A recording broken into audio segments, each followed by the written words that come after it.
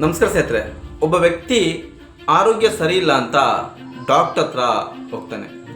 Doctor checkup ಎಲ್ಲ ಮಾಡಿ ಆ ವ್ಯಕ್ತಿಯನ್ನು ಕರೆದು ಆ ವ್ಯಕ್ತಿ ಹತ್ರ ಹೇಳ್ತಾರೆ, ನಿನಗೆ ಲಿವರ್ ಕ್ಯಾನ್ಸರ್ ಇದೆ, ಲಿವರ್ ಕಂಪ್ಲೀಟಾಗಿ ಡ್ಯಾಮೇಜ್ ಆಗಿದೆ, ಇನ್ನು ನೀವು ಕೇವಲ 6 ತಿಂಗಳು ಮಾತ್ರ ಬದುಕೋಕ್ಕೆ ಸಾಧ್ಯ ಅಂತ ಆ ವ್ಯಕ್ತಿ ಹತ್ರ ಡಾಕ್ಟರ್ ಹೇಳ್ತಾರೆ.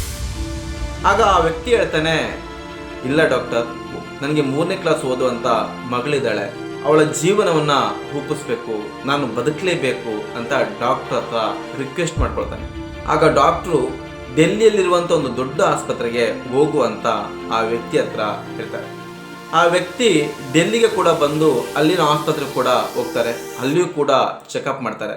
ಅಲ್ಲಿಯೂ ಕೂಡ ಚೆಕಪ್ ಮಾಡಿದ ನಂತರ ಆ ಡಾಕ್ಟ್ರು ಕೂಡ ಅದೇ ವರದಿಯನ್ನು ಹೇಳ್ತಾರೆ, ನಿಮ್ಮ ಲಿವರು ಕಂಪ್ಲೀಟಾಗಿ ಕ್ಯಾನ್ಸರ್ನಿಂದ ಡ್ಯಾಮೇಜ್ ಆಗಿದೆ, ಏನೇ ಟ್ರೀಟ್ಮೆಂಟ್ ಕೊಟ್ಟರು ಕೂಡ ಕೇವಲ 5 ರಿಂದ 6 ತಿಂಗಳು ಮಾತ್ರ ಬದುಕಕ್ಕೆ ಸಾಧ್ಯ ಅಂತ ಅಲ್ಲಿರೋ ಡಾಕ್ಟ್ರು ಕೂಡ ಈ ವ್ಯಕ್ತಿಗೆ ಹೇಳ್ತಾರೆ. ಈ ವ್ಯಕ್ತಿ ಡಾಕ್ಟರ್ ಹತ್ರ ಹೇಳ್ತಾರೆ, ಸರಿ, ನಿಮ್ಮಿಂದ ನನಗಿರುವ ಈ ರೋಗಕ್ಕೆ ಏನು ಮೆಡಿಸನ್ ಕೊಡೋಕ್ಕಾಗುತ್ತೋ ಆ ಮೆಡಿಸನ್ನ ಕೊಡಿ ಅಂತೇಳಿ ಆ ಮೆಡಿಸನ್ನ ಪಡೆದು ಆ ಮೆಡಿಸನನ್ನು ಯಾವ ರೀತಿ ಸೇವನೆ ಮಾಡಬೇಕಂತ ಕೇಳಿ ಮರಳಿ ಮನೆಗೆ ಬರ್ತಾನೆ.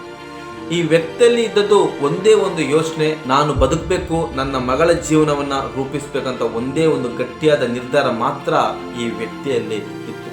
ಪ್ರತಿದಿನ ಪ್ರತಿ ಕ್ಷಣ ಆ ವ್ಯಕ್ತಿಯ ಯೋಚನೆ ಯಾವ ರೀತಿ ಮಾರ್ಪಡ್ತಿತ್ತಂದರೆ, ನನಗೆ ಯಾವುದೇ ಕಾಯಿಲೆ ಇಲ್ಲ, ನಾನು ಉತ್ತಮವಾಗಿದ್ದೇನೆ, ನಾನು ಆರೋಗ್ಯವಾಗಿದ್ದೇನೆ, ನನ್ನ ಮಗಳ ಜೀವನವನ್ನು ರೂಪಿಸ್ತೇನೆ. ಪ್ರತಿ ಕ್ಷಣ ಕೂಡ ಈ ಯೋಚನೆಯಲ್ಲಿ ಅವರು ಜೀವನವನ್ನು ಸಾಗಿಸ್ತಾ ಬಂದರು, ಕೆಲಸಗಳನ್ನು ಮಾಡ್ತಾ ಬಂದರು. ಅದರ ಜೊತೆಗೆ ಡಾಕ್ಟರ್ ಹೇಳಿದಂಥ ಸರಿಯಾದ ಔಷಧಿಗಳನ್ನು ಸೇವನೆ ಮಾಡ್ತಾ ಬಂದರು.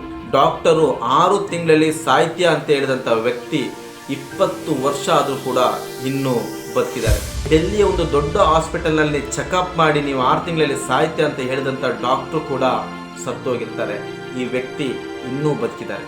ಕಾರಣ ಅವರಲ್ಲಿರುವಂಥ ಆ ಧೈರ್ಯ, ನನಗೆ ಏನೂ ಆಗಿಲ್ಲ, ನಾನು ಆರೋಗ್ಯವಾಗಿದ್ದೀನಿ, ನಾನು ಬದುಕ್ತೀನಿ ಅನ್ನೋ ಒಂದು ಛಲ ಅವರನ್ನು 20 ವರ್ಷಗಳ ಕಾಲ ತೆಗೆದುಕೊಂಡು ಬಂದೆ. ಈಗಲೂ ಕೂಡ ಜೀವಂತವಾಗಿ ಇದ್ದಾರೆ.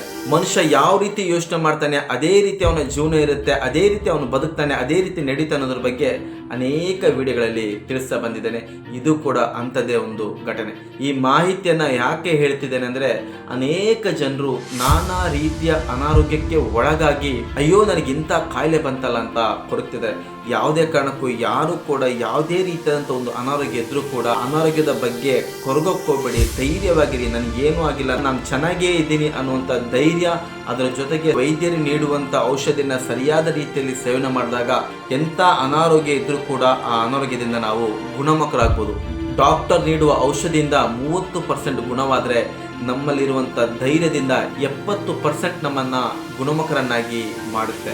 ವಿಡಿಯೋವನ್ನು ಪೂರ್ತಿ ನೋಡಿದಂಥ ಸಮಸ್ತ ಕನ್ನಡಿಗರಿಗೆ ಧನ್ಯವಾದಗಳನ್ನು ಸಲ್ಲಿಸುತ್ತಾ ಇಂಥ ಅನೇಕ ಉತ್ತಮವಾದಂಥ ವಿಚಾರಗಳನ್ನು ಈ ಚಾನಲ್ ಮೂಲಕ ತಿಳಿಸ್ತಾ ಬರ್ತೀನಿ.